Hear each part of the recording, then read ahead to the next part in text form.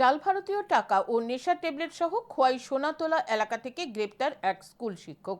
ধৃত শিক্ষকের নাম কার্তিক দেবনাথ। তার বাড়ি থেকে উদ্ধার হয়েছে 22,600 টাকা জাল ও বেশ কিছু নেশার ট্যাবলেট। জানা যায়, বুধবার কল্যাণপুর থানার পুলিশের নিকট খবর যায় কল্যাণপুর বাজারে এক ব্যক্তি ভারতীয় জাল টাকার ব্যবসা করছে।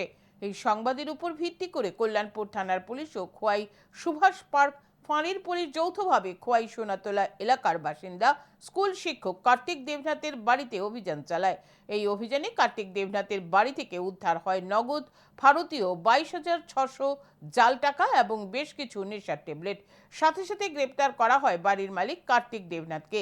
খোয়াই জেলার অতিরিক্ত পুলিশ সুপার জানান, গোপন সংবাদের ভিত্তিতে কল্যাণপুর থানার পুলিশ প্রথমে কার্তিক দেবনাথকে আটক করে।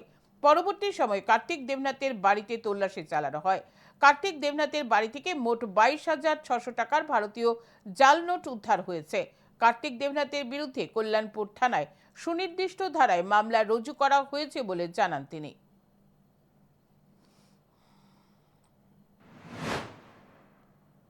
आज सुबह कल्याणपुर पुलिस स्टेशन को एक सीक्रेट इंफॉर्मेशन मिला था।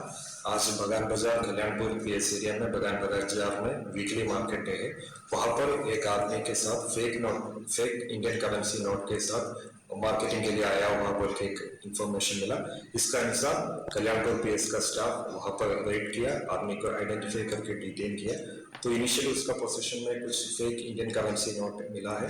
उसके बाद प्रिलिमिनरी इंटरोगेशन किया हुआ है। इंटरोगेशन के आधार पर उसका घर खुआई पीएस एरिया में वो घर आइडेंटिफाई किया, वहां जाके भी रेड किया।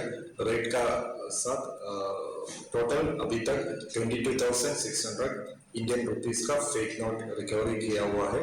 इन्वेस्टिगेशन अंडर प्रोसेस है और एक स्पेसिफिक केस कल्याणपुर पीएस में रजिस्ट्रेशन हो रहा है।